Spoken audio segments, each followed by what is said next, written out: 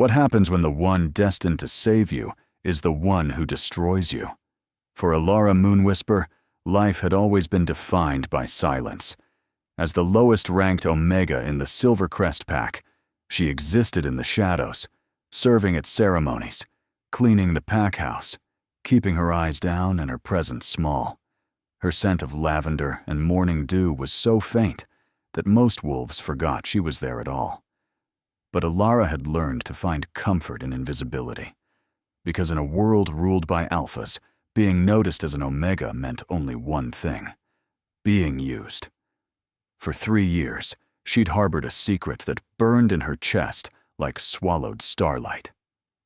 Alpha Kiran Nightshade was her fated mate. She'd known from the moment their eyes met during her 18th birthday ceremony, when the mate bond had sparked to life inside her like lightning in a bottle. His scent, forest and embers, ozone and steel, had wrapped around her senses and refused to let go.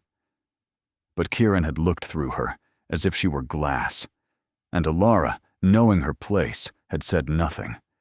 She told herself it was enough to love him from afar, to catch glimpses of him during pack runs, to feel the phantom pull of the bond during moon ceremonies.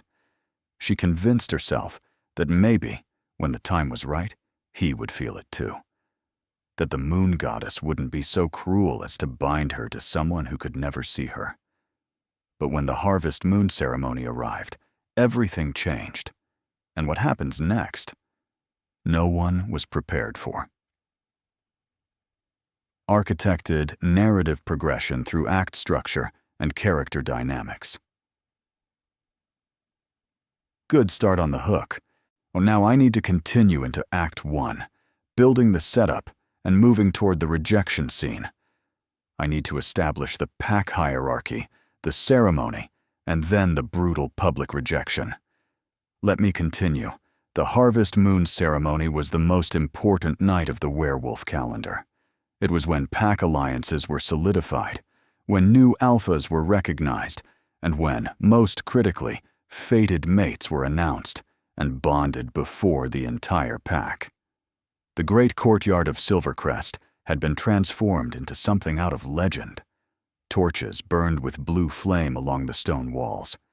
The ancient bonding circle, carved with runes older than memory, glowed silver in the moonlight. Alara had been assigned to serve wine to the visiting dignitaries.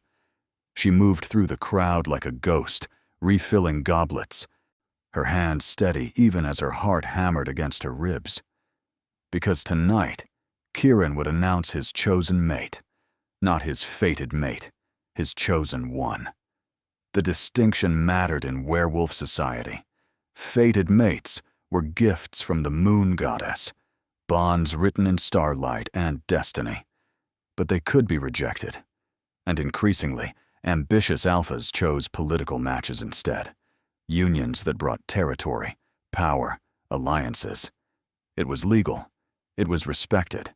It was agony for the rejected mate. Alara had heard the rumors. Kiran had been seen with Vivian Ashworth, daughter of the Alpha from the neighboring Ironridge pack. Vivian was everything Alara wasn't. A powerful beta female, beautiful as winter sunrise, with a scent of cinnamon and iron that announced her presence before she entered a room. Their union would merge 2 territories and create the largest pack in the northern region. The politics made sense, but the bond didn't care about politics. When the ceremony bell rang, Alara retreated to the edge of the courtyard, partially hidden behind a marble column. She couldn't watch this.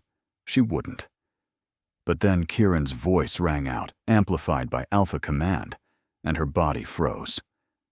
Brothers and sisters of Silvercrest, honored guests, I stand before you tonight to make an announcement that will shape our pack's future. Kiran stood at the center of the bonding circle, magnificent in his formal leathers, his dark hair catching moonlight. At 25, he was the youngest alpha in 3 generations, and he wore power like a second skin. It is tradition to announce one's fated mate on this night, to accept the moon goddess's gift with gratitude. Alara's wolf stirred within her, a presence she barely knew, suppressed and weak as it had always been. "I have been blessed with a fated mate," Kieran continued, and the courtyard went silent. The bond formed 3 years ago. 3 years, the same night as Alara's 18th birthday, her hands clenched around the wine pitcher. "But I am also Alpha, and as Alpha, my first duty is to this pack, to our strength, to our future."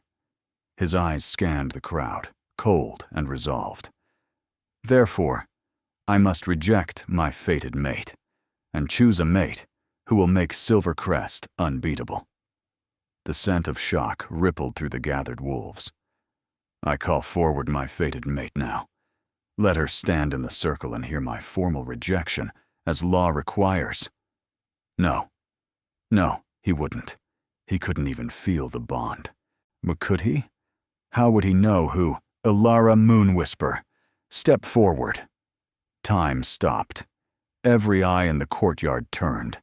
Hundreds of wolves, all staring, all searching for her.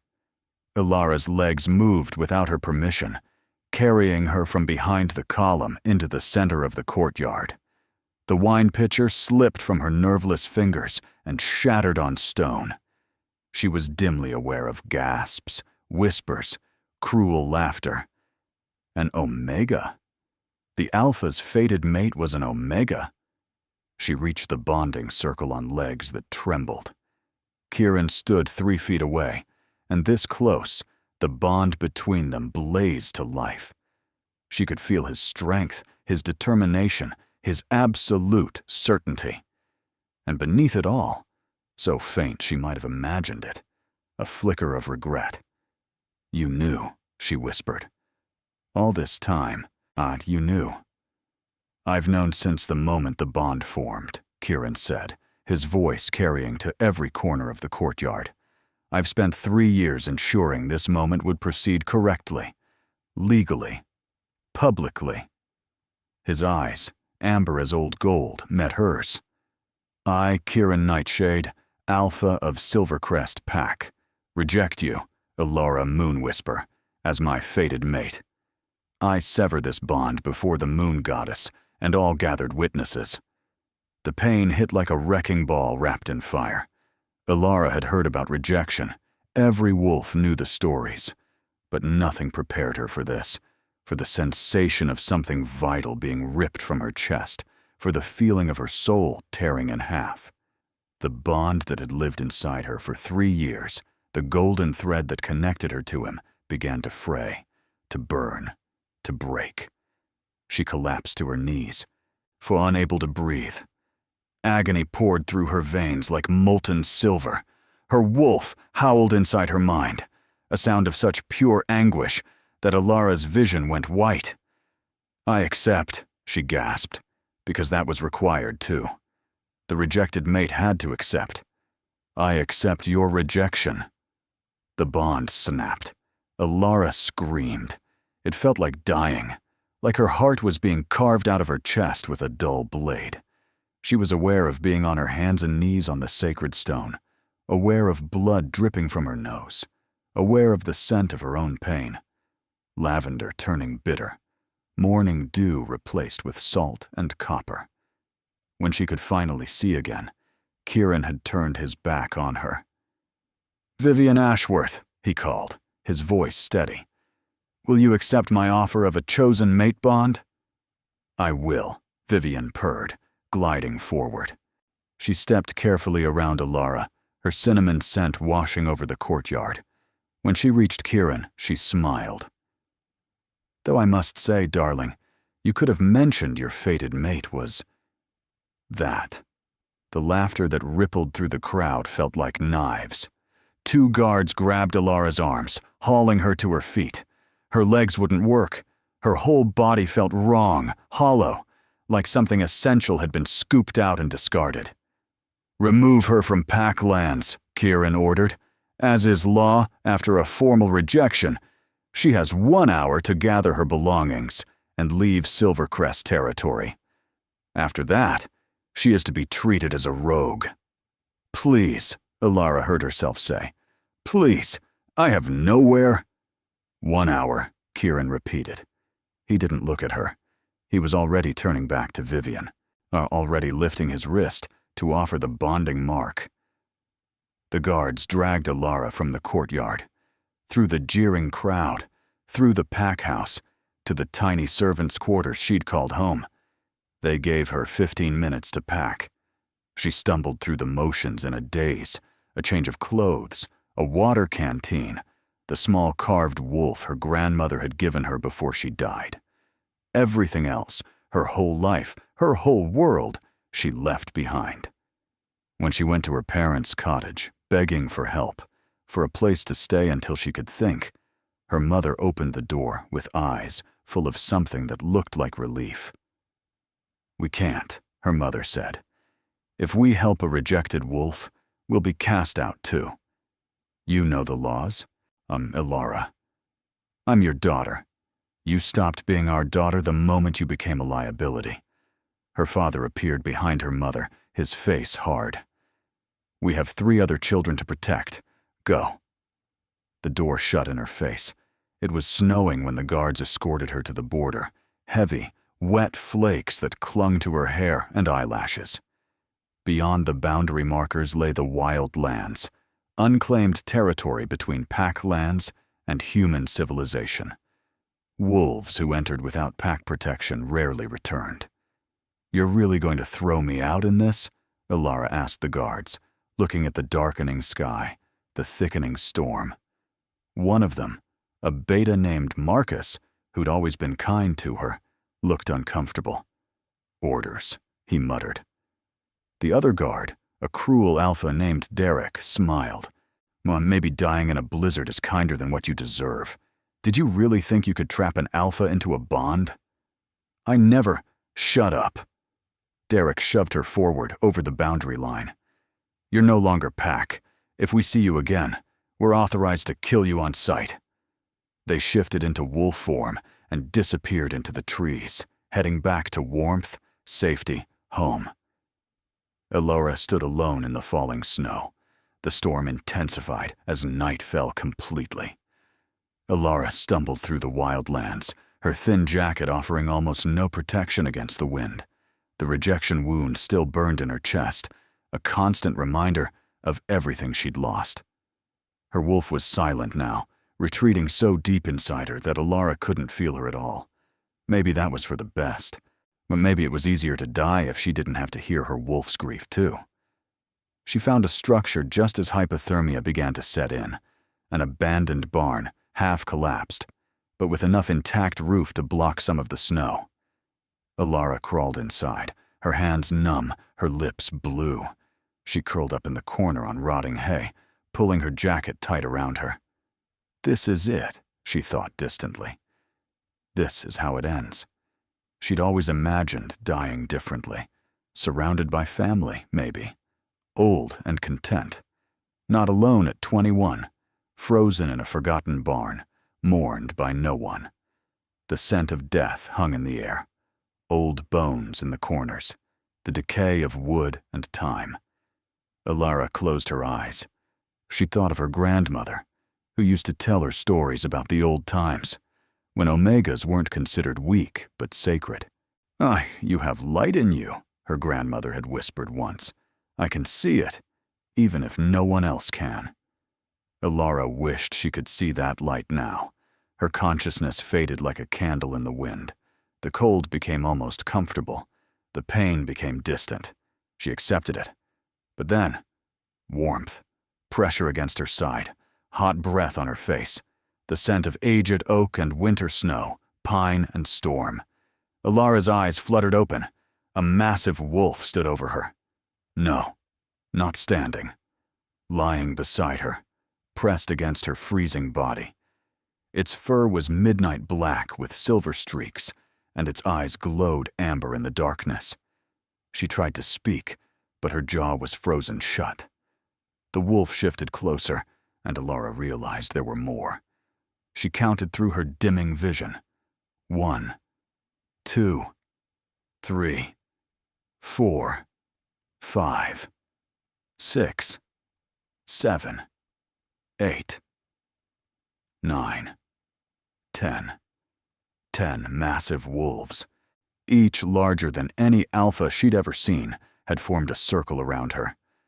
They pressed close, sharing their heat, their breath creating small clouds in the frozen air. They were protecting her. Why? The largest wolf, the one lying directly against her, made a low rumbling sound, almost like speech. Its eyes held intelligence far beyond any normal wolf. Ilara's last conscious thought was wonder. Then darkness claimed her completely. When Ilara woke, she was warm. Impossibly, wonderfully warm. She was still in the barn, but someone had built a fire. Someone had wrapped her in furs that smelled of pine and winter. And someone— "Easy," a deep voice said. "You're safe." Ilara's eyes snapped open. A man sat near the fire, watching her with eyes she recognized. Amber. Ancient. The same eyes as the black wolf. He was older than Kieran, only maybe 30, with silver threading through his dark hair despite his relative youth. A scar ran from his left eyebrow to his jaw. He was massive, easily 6.5 feet tall, with shoulders that looked like they could carry the world. He wore simple black clothing, but the air around him practically hummed with power. This was no ordinary alpha. "Who are you?" Ilara managed, her voice raw. "My name is Theron Valorian," he said. His scent— aged oak, winter snow, pine, storm— wrapped around her like a promise. "I'm the king's cousin, commander of the Shadow Guard." Ilara's eyes widened. The Shadow Guard. She'd heard whispers. A group of elite warriors who served the Werewolf King, who protected the ancient laws, who answered to no pack but the crown itself. They were legend. Myth. "What are you doing here?" she whispered. Theron's expression shifted into something almost like reverence. "We've been waiting for you." "What? How much do you know about the Moonborn prophecy?" Ilara shook her head weakly. "I don't—" "When the silver moon bleeds red," Theron recited, his voice taking on a rhythmic quality, "the matriarch will rise. She will be cast out by ignorance, forged in suffering, born from death itself. She will come when the old powers stir, when the balance tips toward darkness. She will be stronger than alphas, wiser than elders, more sacred than any blessing the moon goddess has granted in 1,000 years." The words hung in the air like frost. "That's just a story," Ilara said. "A children's tale." "Is it?" Theron gestured to the barn entrance, where the other 9 wolves sat watching. "We've been searching for 15 years, following signs and portents. 3 nights ago, the moon turned red. Yesterday, we felt a wave of power wash over the entire region, a bond breaking, releasing something that had been locked away." His eyes burned into hers. "That was you, wasn't it? Your rejection." Ilara's hand went to her chest, to the place where the bond had been. "I don't understand." "Your power was bound," Theron said gently. "Probably when you were an infant. Someone tied your wolf down, made you weak, made you invisible. They were afraid of what you might become." "That's insane. Why would anyone—" But even as she said it, Ilara remembered her mother's expression when she'd turned her away. Relief. Her mother had looked relieved. "The rejection shattered the binding," Theron continued. "All that pain, all that power released at once. You're lucky it didn't kill you. But now—" He leaned forward. "Now, Ilara Moonwhisper, you need to let your wolf out. She's been caged for 21 years. It's time." "I can't shift," Ilara said automatically. "I've never been able to. I'm too weak." "You're not weak. You never were." Theron stood, offering his hand. "Trust me. Close your eyes. Reach for your wolf. She's there. She's been waiting." Ilara didn't know why she trusted him. Maybe because he'd saved her life. Maybe because his scent made her feel safer than she'd ever felt. maybe because she had nothing left to lose. She closed her eyes and reached inward. At first, there was only emptiness, the hollow space where the mate bond had been. But then, deeper, past the grief, past the pain, she felt something stir. A presence. Vast. Ancient. Powerful beyond measure. Her wolf. "Hello," a voice said in her mind, feminine and strong. Finally. The transformation started slowly. Ilara felt her bones begin to flow, reshaping themselves without pain. It wasn't the violent snapping she'd heard other wolves describe. This was gentle, natural. Her bones became liquid, reforming into something new. Fur emerged across her skin, not brown or gray like most wolves, but pure silver white, each strand shimmering like moonlight on water. Her senses exploded outward. She could smell everything: the pine needles outside, the fear sweat from 3 days ago when she'd been dying, Theron's scent wrapping around her like protection, and beneath it all, the scent of the earth itself, ancient and knowing. She could hear a rabbit's heartbeat half a mile away. She could feel the energy of the moon above, even through the roof and clouds, like a song in her bones. But it was her size that made Theron step back. Ilara kept growing, and growing. When the transformation finished, she stood taller than any alpha she'd ever seen. Larger than even Theron in his wolf form. Her eyes, she caught sight of them reflected in a frozen puddle, glowed pure silver, bright as stars. Power erupted from her in waves. The barn shook, the fire flared. Outside, she heard wolves howling in response to her presence.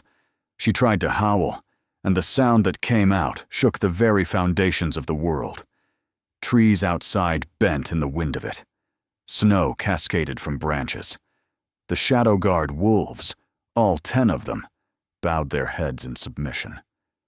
When the howl faded, Ilara shifted back to human form. The transformation was effortless this time, natural as breathing. Theron was staring at her with something like awe. "By the moon goddess," he breathed, "you're magnificent." Ilara looked down at her hands. They were glowing faintly, silver light pulsing beneath her skin. She felt different, complete, like she'd been walking around with half her soul missing and had just found it. "What am I?" she whispered. "You are the matriarch," Theron said, dropping to one knee. "The most powerful wolf, born in a millennium. The one who will restore balance. And we," he gestured to the Shadow Guard, "are yours to command. We've been sworn to you since the day we were born. We've just been waiting for you to wake up." The other 9 guards shifted to human form and knelt as well. They were all scarred, powerful, deadly-looking warriors, and they were all looking at her, like she hung the moon. "For I don't know how to be what you need me to be," Ilara said. "You don't have to know yet," Theron replied. "But you'll learn. We'll teach you." He stood, moving closer. "First, though, you need to know the truth about your parents, about why they bound your power." "Tell me," Ilara demanded, and her voice carried an alpha command she'd never possessed before. Theron nodded. "Your grandmother was a seer. She knew what you would become. She told your parents when you were born that their daughter would be the matriarch of prophecy, that she would change the entire werewolf world. Your father was terrified. He'd heard stories of what happened to powerful wolves, how they were hunted, controlled, used by ambitious packs. So he and your mother made a choice." Ilara's hands clenched into fists. "They found a witch who specialized in binding magic. She locked your wolf away, made her dormant, made you weak. They thought they were protecting you, but all they did was doom you to 21 years of suffering." The scent of anger hung in the air, Ilara's anger hot and bright. "They watched me be treated like nothing," she said slowly.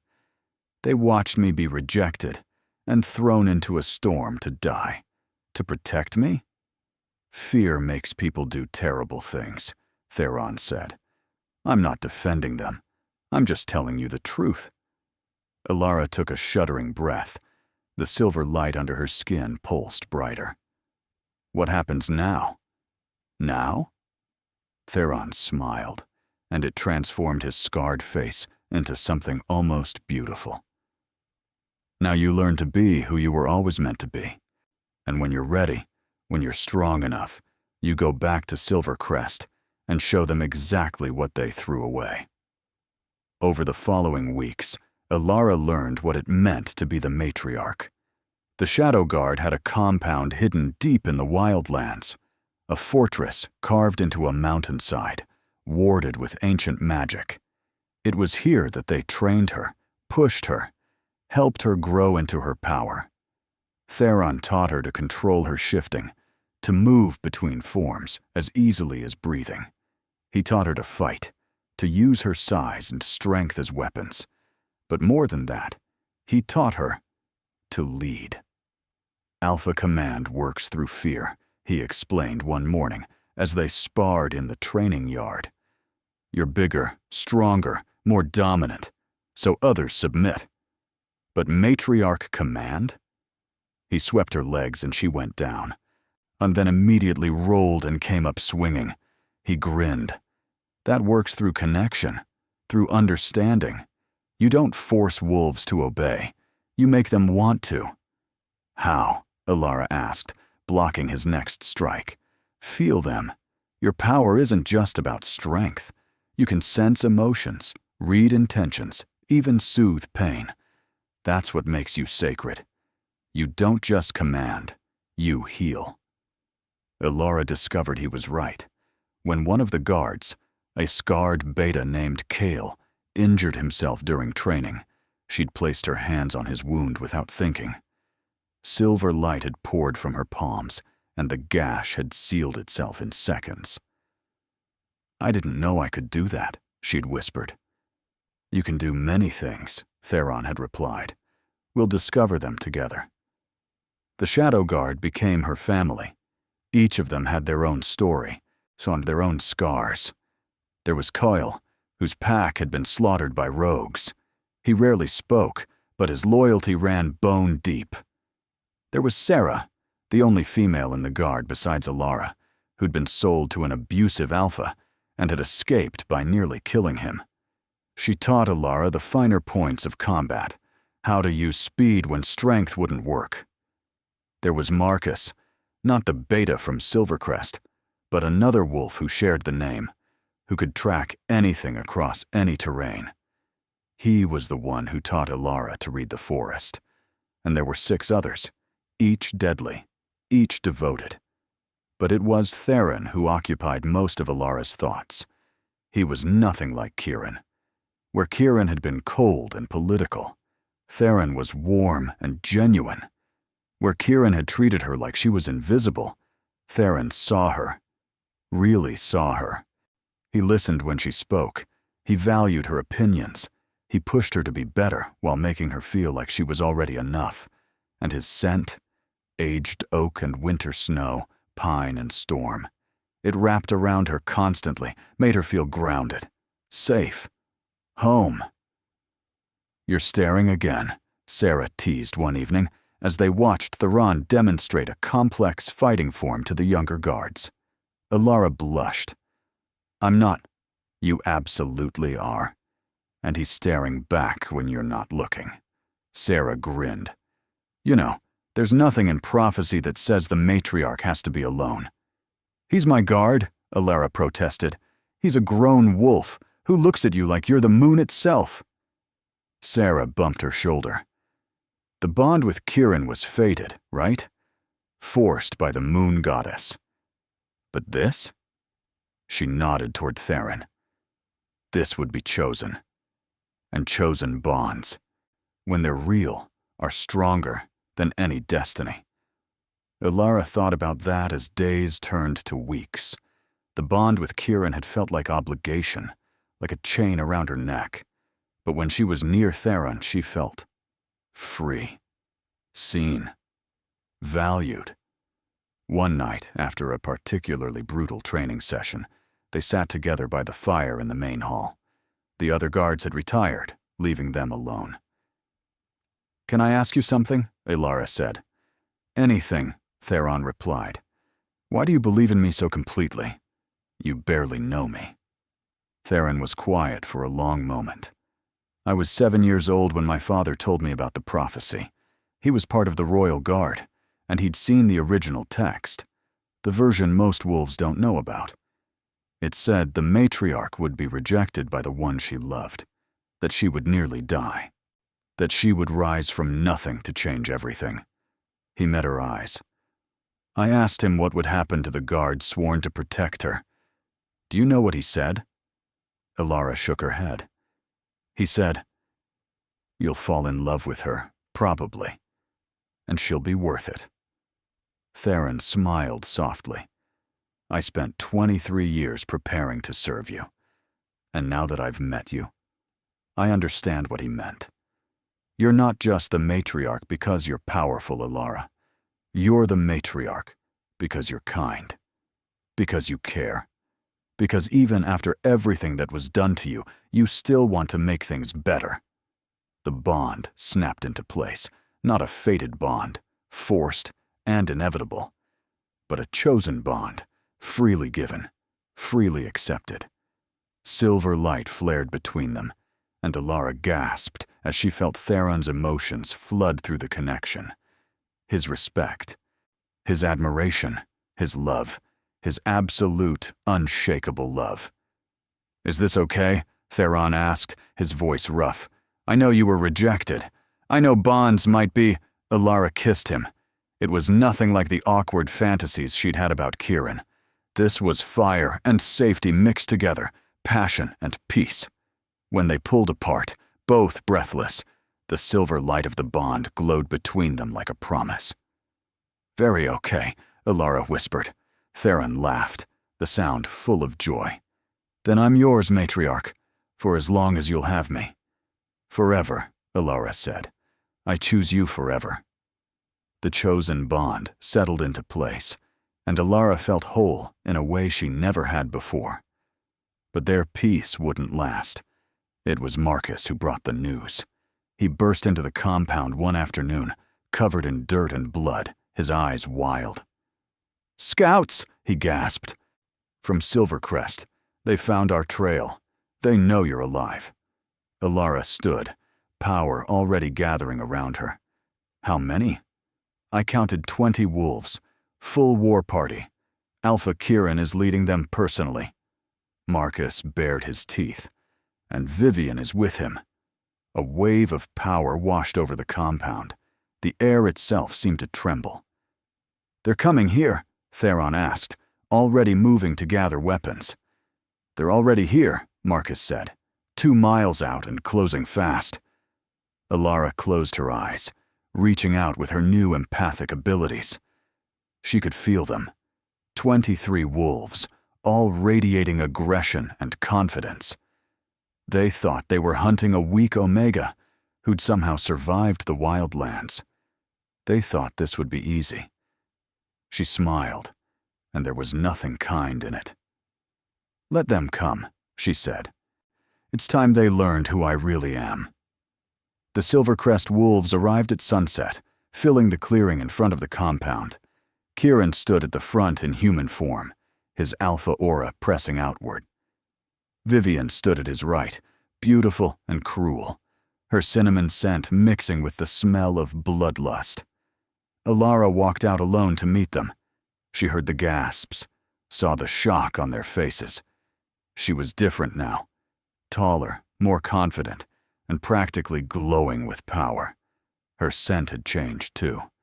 The lavender was still there, but now it was underscored with something else, something ancient and vast. "Elara," Kieran said, and she hated that she could hear surprise in his voice. "You're alive." "Disappointed?" Elara asked. No. Of course not. I'm glad you survived." He sounded almost genuine. Well, but you're trespassing in unclaimed territory, and word has reached us that you've been changed, that you're gathering rogues. We can't allow that." "Allow?" Alara's voice could have cut glass. "You rejected me. You threw me out to die. You don't get to allow me anything anymore." Vivian laughed, the sound like breaking crystal. "Look at her, playing queen. Darling, you're still an Omega, still nothing. Just because you survived doesn't mean—" She didn't get to finish. Alara's power exploded outward, not violently, not with aggression, but with such absolute authority that every single wolf in the clearing, including Kieran, dropped to their knees. The Alpha command they were used to was a whisper compared to this. This was the voice of the moon itself. "You will be silent," Alara said softly, "until I give you permission to speak." Vivian's mouth snapped shut. She struggled against the command, her face reddening, but she couldn't break it. Kieran's eyes went wide. "How are you doing this?" "Stand," Alara commanded, focusing only on Vivian. "And shift." Vivian stood as if pulled by strings.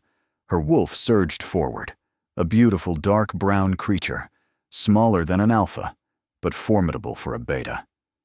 "Come at me," Alara said. "Give me your best attack." Vivian hesitated for just a moment. Then she launched herself forward, claws extended, teeth bared. Alara shifted. The transformation took less than a second. One moment she was human, the next she was her wolf. Massive, silver white, glowing with otherworldly light. She didn't dodge Vivian's attack. She simply caught the other wolf mid-leap with one paw, while slamming her into the ground with such force that the earth cracked. Vivian whimpered, stunned. Alara shifted back to human, standing over the dazed she-wolf. "I don't want to hurt you," she said calmly, "but you need to understand your place. You are not in charge here. You never were." Behind her, she heard movement. The Shadow Guard emerged from the compound, all 10 of them shifting in perfect unison. They weren't normal wolves. They were dire wolves, massive, ancient, each one large enough to make even a strong alpha look small. Their eyes glowed with power, and they moved with deadly purpose. The Silvercrest wolves began to back away, their confidence evaporating. "I believe," Theron said, padding forward in his midnight black wolf form, "not that you've made a mistake coming here." Kieran was staring at Alara like he'd never seen her before. "What are you?" "I am what I was always meant to be," Alara said. "What your rejection set free. I am the matriarch. These lands?" She gestured to the forest around them. "They're mine now, under my protection, and you are trespassing." "This is impossible," Kieran breathed. "Omegas can't—" "I was never an Omega," Alara interrupted. "My power was bound when I was an infant. My parents were afraid of what I might become. And when you rejected me, when you broke that bond," she smiled coldly, "you broke the binding too. So thank you, Alpha Kieran. You set me free." The weight of her words settled over the clearing. One of the Silvercrest guards, Derek, the one who'd shoved her over the border, began to back away. "We should go. We should—" "Kneel!" Alara commanded, and every single wolf from Silvercrest dropped immediately. Even Kieran. The matriarch command was absolute, undeniable. "I could kill you all right now. You came to my territory with violence in your hearts. By the old laws, that makes you all guilty of treason against a sacred authority." "Mercy," Kieran gasped out. "Please. We didn't know." "You didn't know because you never asked. You saw what you wanted to see. A weak Omega. Someone disposable." Alara's eyes blazed. "But I'm going to be better than you. I'm going to choose justice over vengeance." She walked to Kieran, crouched down so they were eye level. "You're going to return to Silvercrest. You're going to tell them what you saw here, and you're going to institute new laws, No more binding of children's powers. And no more treating omegas as lesser. No more political rejections of fated mates. Her voice dropped to barely a whisper. And you're going to live with the knowledge that you threw away the moon goddess's greatest gift because you were too blind to see its value. Kieran's face crumpled. I'm sorry, Ilara. I'm so sorry. Your apology means nothing to me, Ilara said. But your actions might. Change your pack. Make it better. Or I'll come back and change it for you. She stood, addressing the entire group. You're all going to leave now. You're going to tell everyone what you saw. And you're going to make sure every pack in the region knows that these wild lands are under the matriarch's protection. Anyone who needs sanctuary, who's running from abuse, from rejection, from cruelty, they can come here. They'll be safe. She released the command, holding them down. Most of the Silvercrest wolves fled immediately, their tails between their legs. But Kieran lingered, staring at her, with something that might have been longing. I made a mistake, he said quietly. The worst mistake of my life. Yes, Ilara agreed. You did. You didn't just reject a mate, Kieran. You rejected your queen. She turned her back on him, the ultimate dismissal. Behind her, the Shadow Guard formed a wall of muscle and teeth, making it clear the conversation was over. Ilara didn't watch them leave. She didn't need to. She could feel them retreating through her connection to the land, feel their shame and fear dissipating into the distance. When they were gone, Theron shifted back to human and wrapped his arms around her. Oh, you were magnificent, he murmured into her hair. I almost killed them, Ilara admitted. I wanted to. But you didn't. That's what makes you the matriarch, not your power, your mercy. Ilara leaned into his embrace, breathing in his scent of aged oak and winter snow. What happens now? Now? Theron pulled back, smiling. Now we build something new. You said these lands are under your protection, so we make good on that promise. We create a sanctuary, a place where the lost and broken can come to heal. Sarah approached, grinning, and we prepare. Because once word gets out about you, every ambitious alpha and power-hungry pack is going to want to test you. Let them come, Ilara said. Her wolf stirred within her, content and powerful. We'll be ready. In the weeks that followed, Ilara's promise became reality. Word spread quickly about the matriarch in the wildlands, about the silver wolf who'd risen from death itself, about the sanctuary she offered. They came in ones and twos at first. An omega who'd been abused by her pack, a beta whose alpha had tried to force a bond, a young wolf whose parents had bound his power, just as Ilara's had been bound. Ilara welcomed them all. She built a community on the foundation of the Shadow Guard's compound, a place where rank didn't matter, where strength was measured by character rather than dominance, where the old cruel hierarchies held no power. She also kept her promise to herself. When she had 20 wolves under her protection, she sent a delegation to visit her parents. They came to her compound, with heads bowed, shame radiating from them. You knew, Ilara said, standing before them in the great hall. Around her, the Shadow Guard and her new pack watched in silence. You knew what I was. You knew what I could become. And you locked me away. Her mother's eyes filled with tears. We were trying to protect you. You were trying to protect yourselves, Ilara corrected. From the attention having a matriarch as a daughter would bring. From the responsibility. From the danger. She took a breath. I understand fear. But I don't understand watching your child suffer for 21 years and doing nothing. We're sorry, her father whispered. We're so sorry. Ilara studied them for a long moment. She could feel their genuine remorse through her empathic abilities, could sense that their regret was real. But she could also feel the years of pain they'd caused, the lifetime of isolation they'd condemned her to. "You can't undo what you did," she said finally, "but you can make different choices going forward. You have 3 other children. If any of them show signs of power, you let them develop it. You protect them by teaching them, not by crippling them. Do that, and maybe, someday, we can begin to heal this." It wasn't forgiveness, not yet, but it was a path toward it. Her parents left the compound with tears in their eyes and a promise to do better. Theron found Alara on the battlements that evening, staring out at the forest that was now her domain. "You were merciful again," he noted, joining her at the railing. "Mercy doesn't mean forgetting," Alara replied.